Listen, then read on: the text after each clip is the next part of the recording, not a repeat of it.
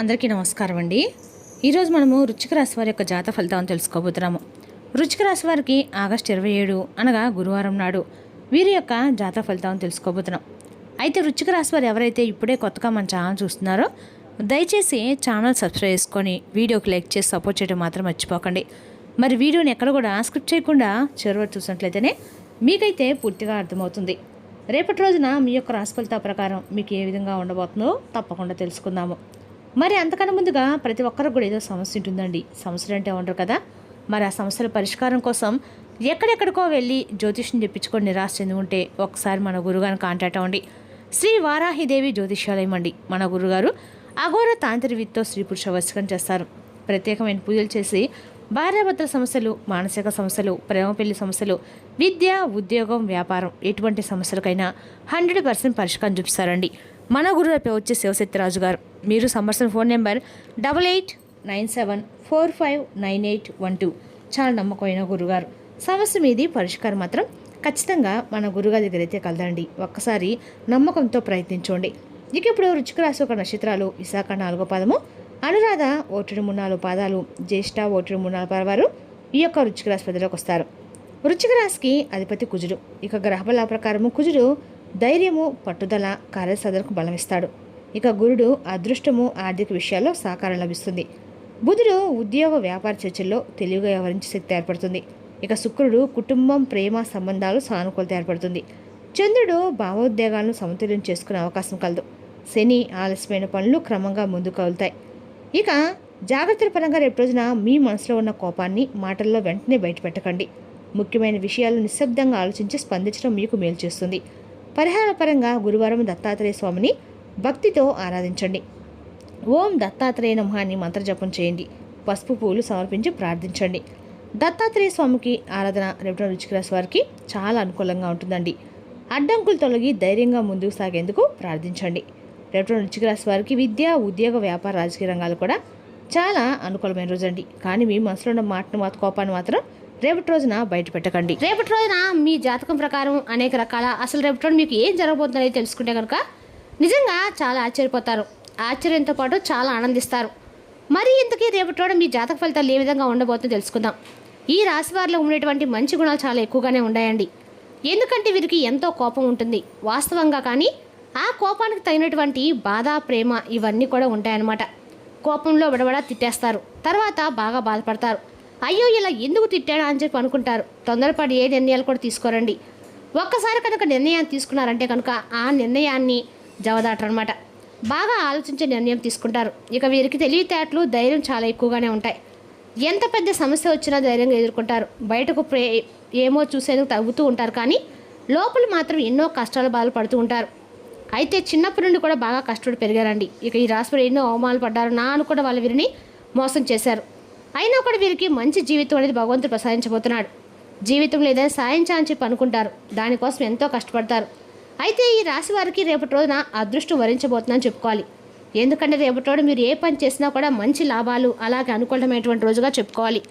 గతంలో ఏదైతే ఆగిపోయేటువంటి పనులు ఉంటాయో అవి కూడా రేపటి రోజు మీరు పూర్తి చేస్తారు. మంచి శుభవార్తలు వింటారు. అప్పుల వాళ్ళ నుండి మీరు కొంచెం రిలాక్స్ అయినట్లు కనిపిస్తుంది. జీవితంలో రేపటి రోజు కొన్ని మార్పులు అయితే మీరు చూస్తారు. అలాగే ఈ రాశి వారికి జాలి గుణం ఎక్కువగా ఉంటుంది. నా అనుకున్న వాళ్ళ కోసం మీరు ఎప్పుడు కూడా తోడుగా ఉంటారు.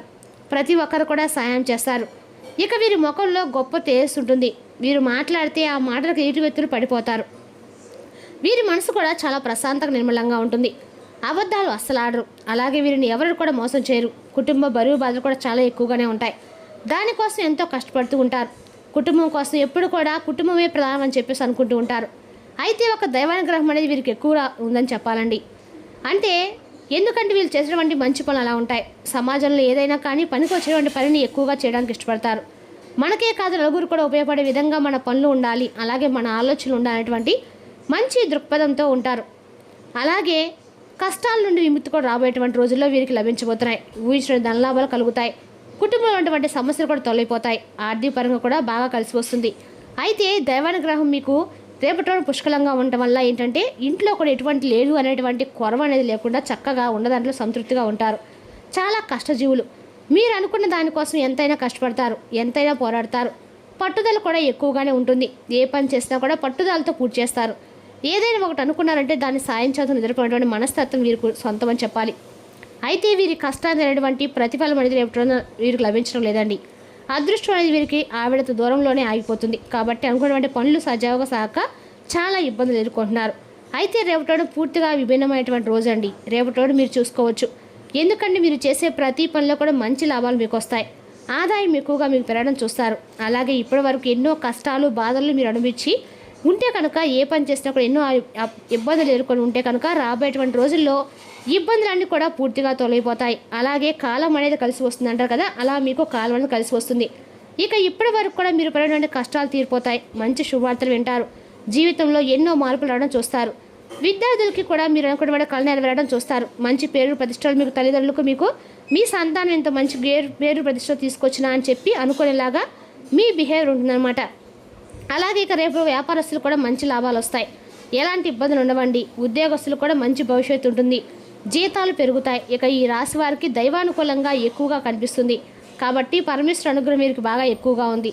పరమేశ్వరి యొక్క అనుగ్రహం ఎక్కువగా ఉందంటేనే మీకు ఇక ఐశ్వర్యాన్ని తిరుగులేదండి. ఐశ్వర్య ప్రదాత శివయ్య కాబట్టి మీకు ఎటువంటి లోటు అయితే ఉండదు. శివయ్యని మీరు ఎంత కొలిస్తే అంత ఐశ్వర్యం అనేది మీకు వృద్ధి చెందుతుందండి.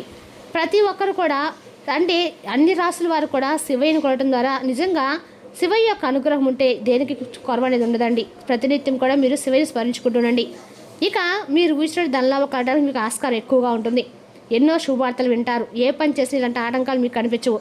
జీవితంలో ఉన్నటువంటి అడ్డంకులు కూడా తొలగిపోతాయి. మీరు దేనికోసమైతే ఏదో చూస్తున్నారని చెప్పి అది కూడా త్వరలో నెరవేరుతుంది.